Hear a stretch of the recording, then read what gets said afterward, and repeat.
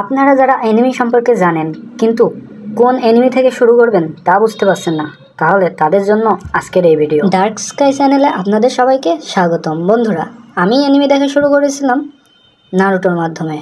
Naruto একটা masterpiece anime, তবে আপনাদের আমি বলবো যে প্রথমেই নারুটো না দেখে আপনারা দেখতে পারেন বিভিন্ন ধরনের অ্যানিমে মুভি, যেমন your name, weathering with you, garden of words. তবে যারা মুভি না দেখে সরাসরি সিরিজ দেখতে যাচ্ছেন তাদের জন্য আমার কাছে আছে 5টি রিকমেন্ডেশন। চলেন শুরু করা যাক। নাম্বার 1-এ আছে ডেমন স্লেয়ার। 8.6 রেটিংয়ের সাথে অস্থির অ্যানিমেশন নিয়ে আছে ডেমন স্লেয়ার। এই অ্যানিমেটিতে দেখানো হয়েছে তানজিরো তার ডেমন বোনকে কিভাবে মানুষে রূপান্তরিত করে। নাম্বার 2-এ আছে 8.9 রেটিংয়ের সাথে ডেথ নোট। এনিমি দেখেন কিন্তু তারা ডেথ নোটের এই ঐতিহাসিক হাসিটা শোনেননি এমন কেউ নাই।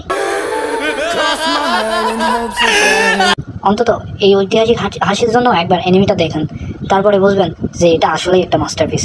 নাম্বার 3-এ রয়েছে 8.6 রেটিংয়ের সাথে জুজুৎসু কাইসেন। যারা কোনোদিন অ্যানিমে দেখে নেই তারাও জানে যে গোজোকে, তারাও ওয়াইমো বলে রিলস বানায়।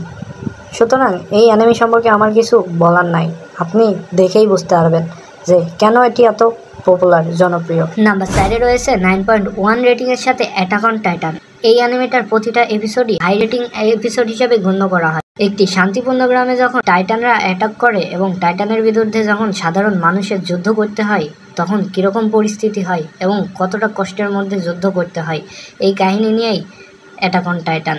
না দেখলে সত্যিই মিস করবেন। নাম্বার 5-এ রয়েছে 8.0 রেটিংয়ের সাথে রিজিরো। এই অ্যানিমেটাতে মেন ক্যারেক্টার আসল দুনিয়া থেকে হঠাৎ অন্য একটা দুনিয়াতে ট্রান্সপোর্ট হয়ে যায়। শুধু ট্রান্সপোর্টই নয়, আসল মজা তো তখনই আসে যখন সে বুঝতে পারে সে প্রতিবারই যখন মৃত্যুবরণ করে সে একটা নির্দিষ্ট সময় পূর্বে চলে যায়। প্রতিবারই তার জন্য টাইম রিস্টার্ট হয়। এই অ্যানিমেটার প্রথম এপিসোড দেখলে আপনার মাথা ঠিক থাকবে না যে কি হচ্ছে আর কি না হচ্ছে।